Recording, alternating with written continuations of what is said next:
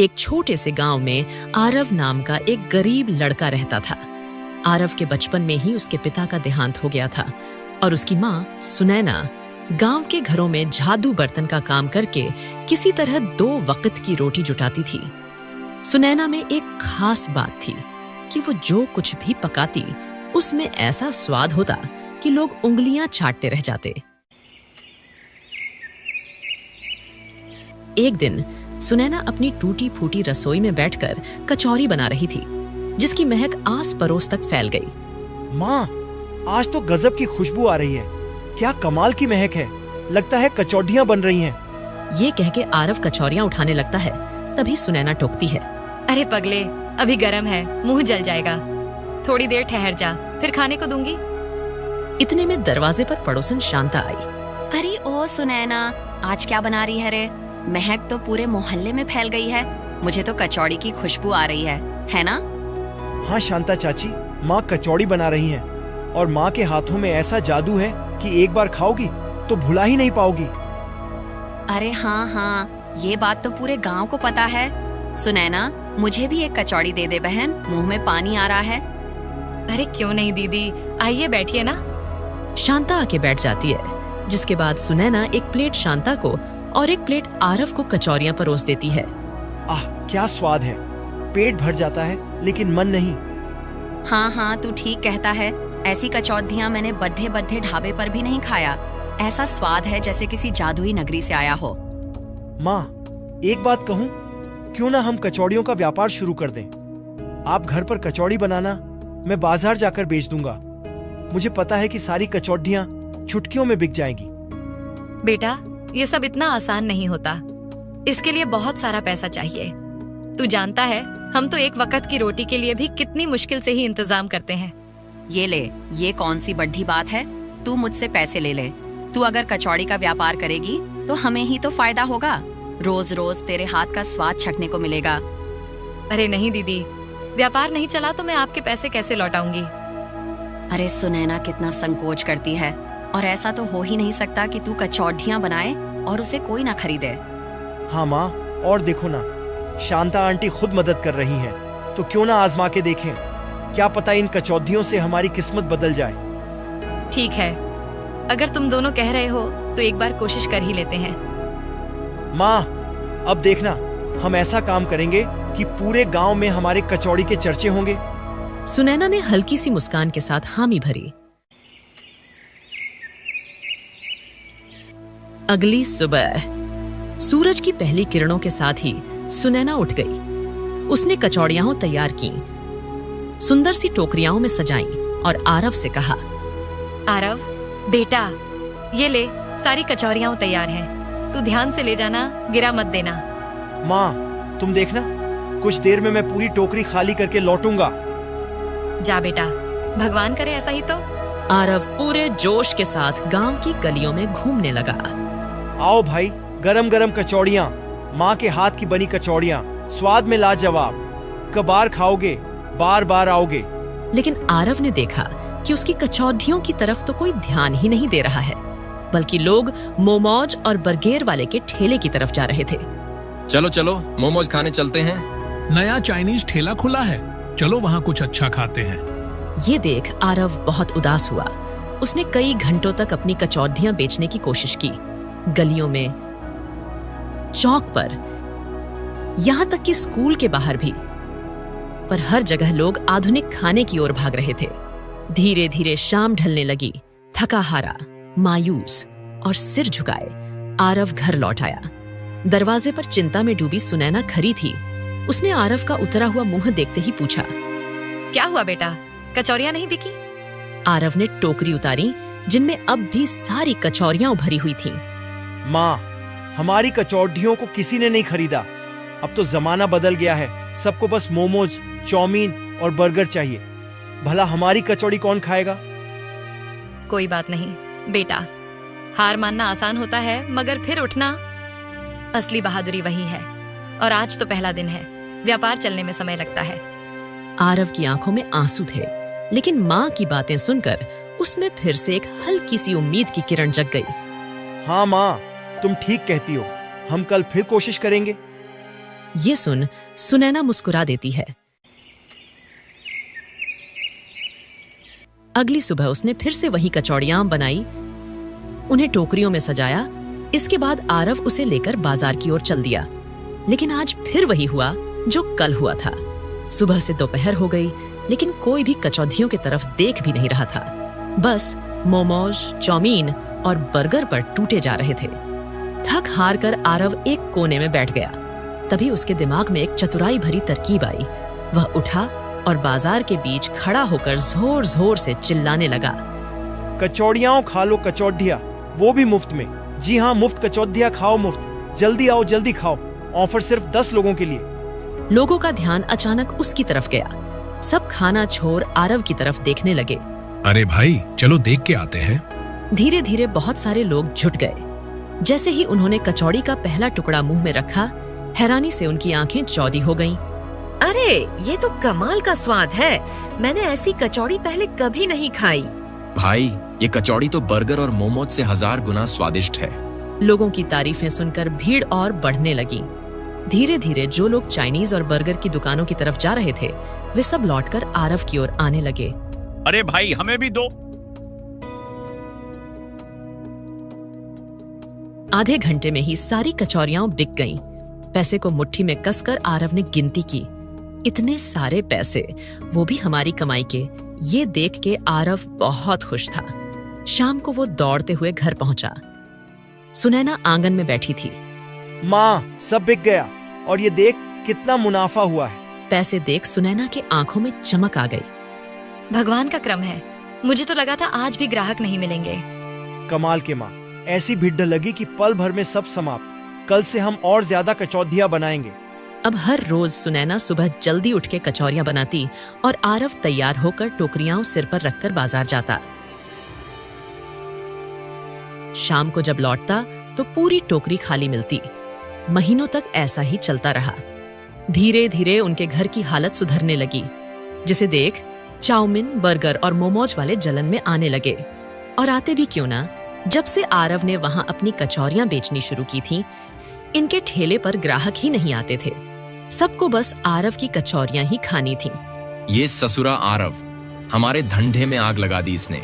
सही कह रहे हो, सारा धंधा ही चौपट कर दिया है।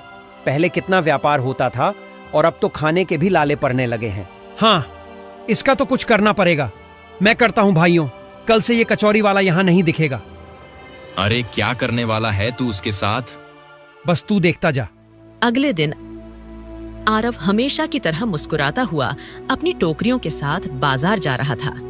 तभी 4-5 हट्टे कट्टे लोग उसे चारों तरफ घेर कर खड़े हो गए। ए छोरे, आज तो तू गया।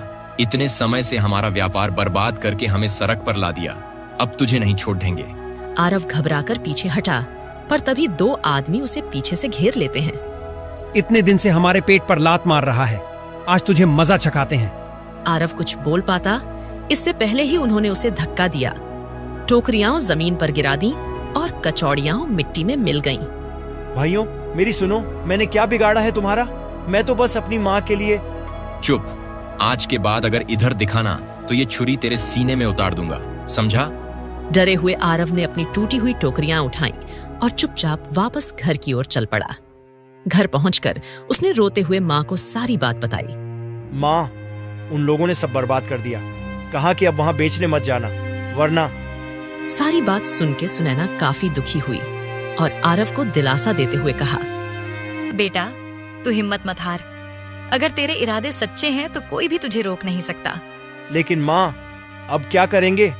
ये सुनते ही सुनैना सोच में पड़ गई। तभी उसे एक विचार आया और उसने खुश होते हुए आरव से कहा, अब हम अपनी दुकान खोलेंगे बेटा, जहाँ से कोई नहीं निकाल सकेगा। इसके बाद आरव और सुनैना ने अपनी बची खुची जमा पूंजी से बाजार में एक छोटा सा ढाबा खोल लिया था। टोकरी से शुरू हुआ ये सफर अब एक पक्की दुकान तक पहुंच चुका था। ढाबे के बाहर हर दिन लंबी लाइन लगती। लोग दूर दूर से सुनैना की स्वादिष्ट कचौरियां खाने आते थे। एक दिन दोपहर के समय ढाबे के बाहर एक बूढ़ा बाबा, जो काफी भूखा लग रहा था, वह ढाबे पर आया। बेटा, बहुत भूख लगी है, कुछ खाने को मिलेगा? आरव जल्दी से आगे बढ़ा। अरे बाबा, आइए बैठिए यहाँ, अभी लाता हूँ गर्मा गर्म कचौड़ी। वह दौड़कर माँ के पास गया, प्लेट में ताजी कचौड़ियां रखीं और बाबा के सामने परोस दी। बाबा ने जैसे ही पहला निवाला मुंह में डाला, उनकी आंखें चमक उठीं। हे राम, इतना स्वाद! बेटा, तेरी माँ के हाथों में तो सच में जादू है। उन्होंने जल्दी ही पूरी प्लेट सफाचट कर दी और फिर मुस्कुराते हुए आरव से कहा, सुन बेटा, मुझे एक बात बतानी है। यहाँ से उत्तर दिशा में जंगलों के पार एक बड़ा राज्य है, शीतलपुर। लेकिन वहां की राजकुमारी प्रियांशी को कोई भी चीज स्वादिष्ट नहीं लगती।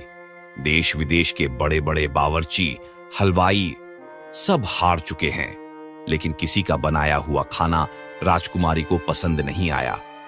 आरव और सुनैना हैरानी से बाबा को सुनने लगे। अभी हाल ही में राजा ने घोषणा की है कि जिसका भी खाना राजकुमारी को स्वादिष्ट लगेगा, वो उसकी शादी राजकुमारी से करा देंगे और उसे राज्य का अगला राजा घोषित करेंगे। ये सुनकर सुनैना और आरव ने एक दूसरे की ओर देखा।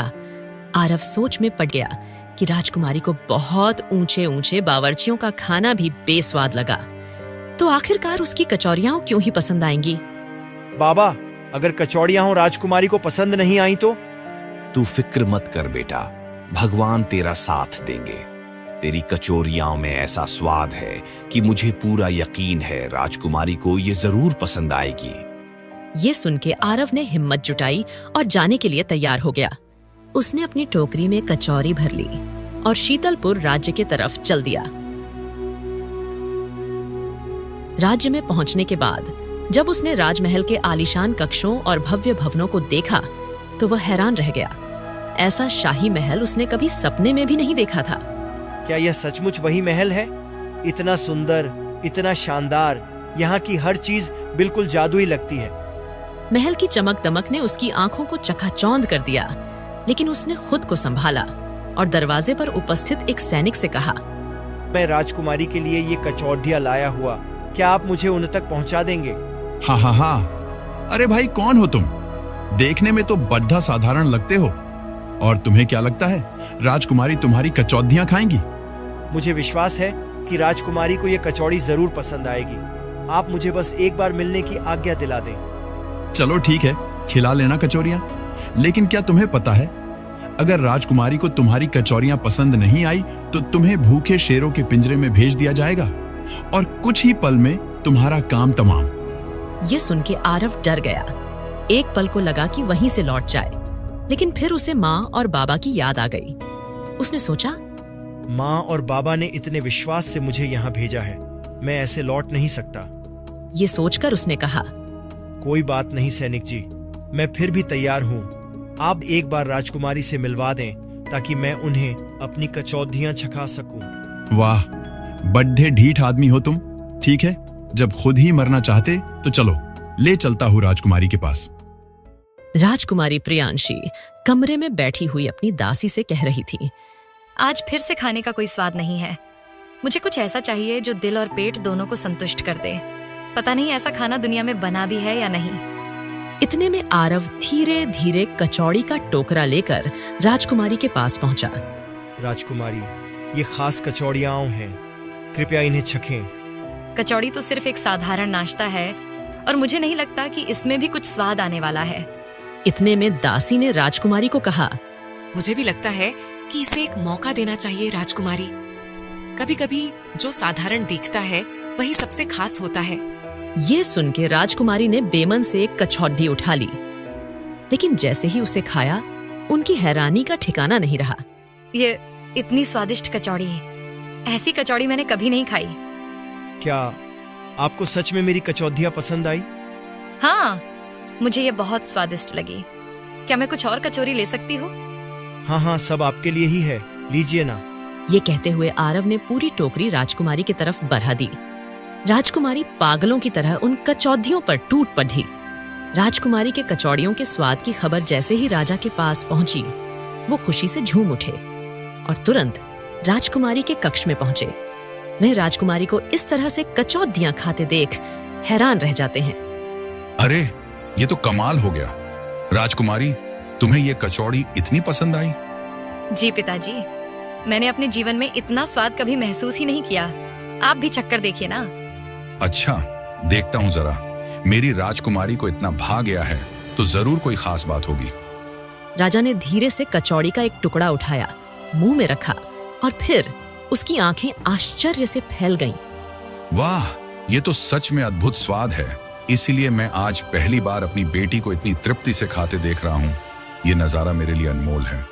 ये कह के राजा कुछ देर तक राजकुमारी को ऐसे खुशी से खाते हुए देखते रहे। फिर कुछ देर बाद उन्होंने सबको दरबार में बुलाया। सुनो सभी दरबारियों, मैंने ऐलान किया था कि जो व्यक्ति मेरी बेटी के स्वाद को संतुष्ट करेगा, मैं अपनी बेटी का हाथ उसे दूंगा। इसलिए मैं अपनी बात कायम रहते हुए अपनी बेटी और इस राज्य की राजकुमारी का विवाह आरव के साथ घोषित करता हूँ। ये सुनते ही दरबार में एक पल को सन्नाटा छा जाता है। फिर सब तरफ तालियों और खुशियों की गूंज फैल जाती है। आज से इस राज्य के उत्तराधिकारी आरव होंगे। मैं अब राज्य के कार्यभार से मुक्त होकर विश्राम करूंगा और आरव हमारे नए राजा बनेंगे। इस तरह से एक साधारण सा कचौड़ी वाला शीतलपुर राज्य का राजा बन गया।